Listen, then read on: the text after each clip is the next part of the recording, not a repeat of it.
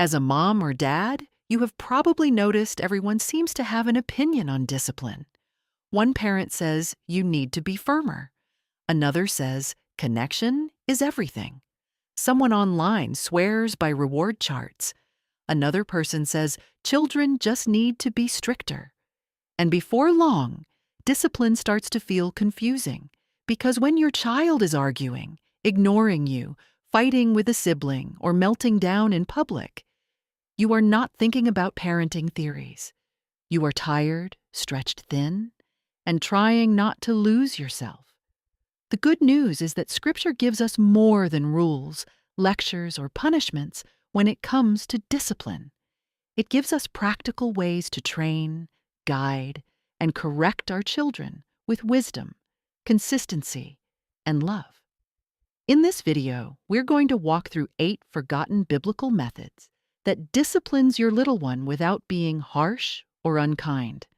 Stay with me, because method number 5 may completely change how you handle damage and mess, while number 8 has the potential to transform the atmosphere of your entire home. The first discipline tool is the remove the stumbling block method. In Matthew 18:8-9, Jesus uses strong words about removing what causes someone to stumble. You do not need to make that idea frightening for your child. The simple parenting lesson is this: when something keeps pulling your child toward foolish choices, anger, or chaos, you do not keep giving warnings while leaving the problem right in front of them. If the tablet keeps ending in screaming and meltdowns, you let the tablet rest for a while. If a toy keeps being used to hit others, you put the toy away. If certain snacks are leading to sneaking and lying, you move them out of reach. The American Academy of Pediatrics supports calm, clear consequences that connect directly to the behavior because children learn best when the lesson makes sense. As a parent, you might say, "You are not in trouble forever, but this toy is not safe in your hands right now, so it is going to rest on the shelf. We can try again later." That is not being harsh, mom or dad. That is being wise. Sometimes the most loving thing you can do is remove something your child is not ready to handle well. The second biblical pattern is the gatekeeper method. In Nehemiah 13:19, Nehemiah ordered the city gates to be shut before the Sabbath, so the wrong influences could not keep coming in. He did not simply tell people to make better choices. He changed what they had access to. You can do the same thing in your home. If devices keep finding their way into bedrooms at night, you keep the bedroom door open or charge devices elsewhere. If crayons keep ending up on the walls, you move art time to the kitchen table. If rough play keeps turning into tears and arguments, you stop that kind of play in that particular space. Your child is far more likely to succeed when you set up the environment to help them make good choices, instead of repeatedly placing them in situations where the same mistakes happen. You might say, "Since the markers were used on the sofa, the markers now stay at the table. You can still use them, but only where I can help you use them properly." Dear parent, remember this: wisdom is not only correcting a problem after it happens. Wisdom is noticing what keeps causing the problem and closing the gate before it happens again. The third discipline practice is the try again method. Hebrews 5:14 says, "Mature people are trained by constant practice to know good from evil." That word practice matters so much because children do not learn obedience only by hearing what they did wrong. They learn by doing the right thing again, with guidance. So, when your child slams the door, they go back and close it gently. When they grab a toy, they put it back and ask properly. When they run through the house, they return to where they started and walk. When they speak rudely, they try the sentence again with respect. Child behavior guidance often teaches that repetition helps children build new skills, because the brain learns through doing, not just hearing. You might say, "Let's try that again." Walk back to the door, come in calmly, and say, "Mom, can you help me?" This correction works because it turns discipline into training. You are not only stopping what was wrong, you are helping your child's body learn what the right thing feels like. The fourth biblical rhythm is the quiet reset place. Psalm 4:4 says, "Be angry and do not sin. Ponder in your own hearts on your beds and be silent." That is such a kind picture when you think about it. God does not pretend anger is not real. He gives anger a safe place to cool down before it turns into sin. In your home, this can look like a calm reset spot, not a shame corner, not a scary place, just a chair, cushion, or quiet space where your child can breathe and settle before talking. For a little one, you stay nearby. For an older child, they may sit quietly for a few minutes and return when ready. Research shows that quiet time can help when it is brief, calm, and used for resetting, not shaming. You might say, "Your body is too angry to be safe right now. Sit here with me for 2 minutes. When your hands are calm, we will talk." The goal is not isolation. The goal is a safe pause before anger takes over. And if this is helping you see that discipline can be firm, practical, and still full of love, hit the like button and subscribe. Because the next two tools are the ones that change what happens after your child has already made the wrong choice. The fifth discipline practice is restitution. In Exodus 22:1-6, God gave Israel clear laws about repayment when someone stole, damaged, or destroyed what belonged to another person. And in Luke 19:8, when Zacchaeus repented, he did not only say, "I'm sorry." He gave back what he had taken. Biblical correction often included repair, so when a child breaks something through carelessness, they help fix it, clean it, replace it, or contribute in a small, age-appropriate way. If they spill food on purpose, they help wipe it.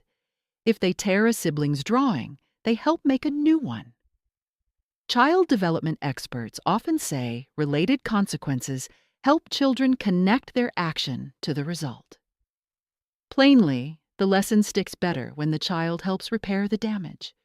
You might say, "You threw the blocks and hurt your brother's tower. Now your job is to help rebuild it before you go back to playing." Restitution teaches a child that sin does not just break rules. It affects people, and love takes responsibility for repair. A lot of parents get stuck because they know the behavior was wrong, but they do not know what consequence actually fits. I've put together a simple biblical discipline consequence guide in the description with examples for lying, hitting, disrespect, mess, and screen battles. Now let's keep going, because the next practice is one many homes desperately need. The sixth biblical pattern is the reconciliation walk. In Matthew 5:23-24, Jesus says that if you remember your brother has something against you, go and be reconciled first. Broken relationship mattered to Jesus. It was not something to brush aside. So when your child hurts someone, they do not mumble sorry from across the room and run away. They walk to the person, face them, name what they did, and make peace in a simple way. For little ones, you give the words. For older children, they speak for themselves. You might say, "Come with me. Look at your sister and say, 'I pushed you. That was wrong. Are you okay? Can I help fix it?'" Repair after conflict helps children build empathy, accountability, and real relationship skills. Biblical discipline does not only ask, "Did my child stop?" It asks, "Did my child learn how to repair love after trust was broken?"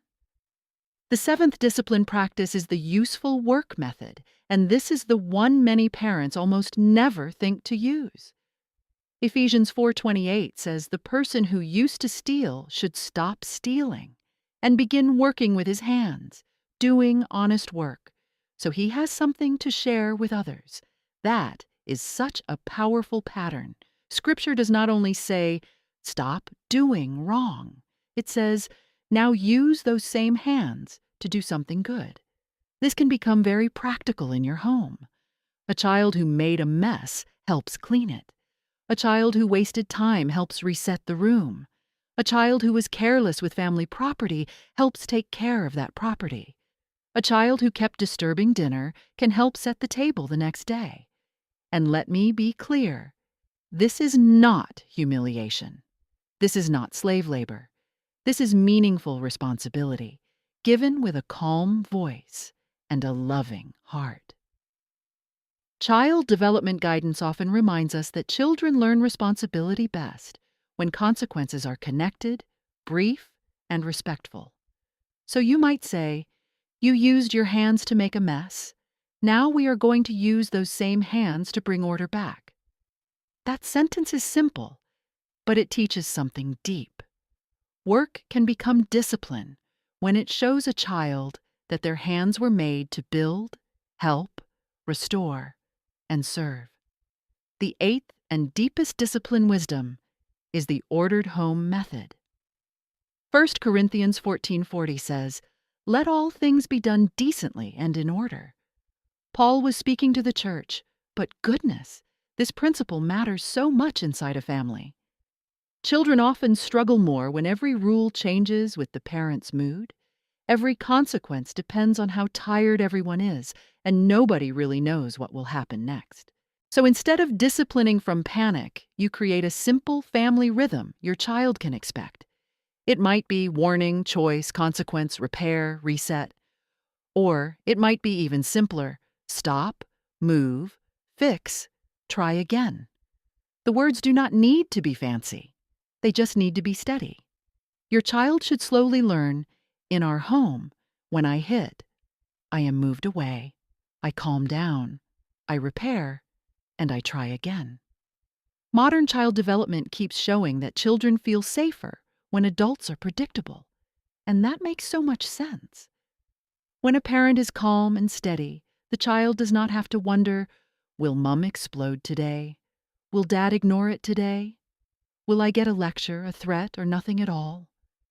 The rhythm carries the correction for you. You can simply say, "You know our family rhythm. We stop. We move away. We calm down. Then we repair. Let's do the next right step." Order is not cold. Order is one of the ways love becomes visible to a child, and this is where many tired parents need so much grace. You are not exhausted because you don't love your child enough. You may be exhausted because you are trying to invent discipline in the middle of emotion. But when your home has a steady pattern, you do not have to become louder to be taken seriously. Your child slowly learns, my parent is steady. The rule is steady. The consequence is steady. And even when I mess up, the love is steady too. Now I would love to hear from you. Which of these feels most useful for your home right now? Is it removing the object, closing the gate, trying again, creating a quiet reset place, making restitution, walking your child through reconciliation, giving useful work, or building a steady discipline rhythm? Drop a comment and tell me the one you want to try this week. I read your comments, and I truly love hearing how these little biblical shifts are helping your home feel calmer, wiser, and more peaceful. And friend, this kind of discipline takes real effort. It is much easier to shout from across the room than to get up, move the object, guide the repair, help your child try again, or calmly repeat the same family rhythm when everyone is tired. But this is holy work. Biblical discipline is not about proving power over your child. It is about training them toward wisdom, responsibility, peace, and love. 1 Corinthians 16:14 says, "Let all that you do be done in love." That includes correction. That includes consequences. That includes the hard moments when you would rather give up. And slowly, by God's grace, your child learns how to calm their body, respect boundaries, repair what they damage, restore relationships, and bring order instead of chaos. Subscribe for more biblical parenting help, and watch the next video if your child keeps repeating the same bad behavior after correction.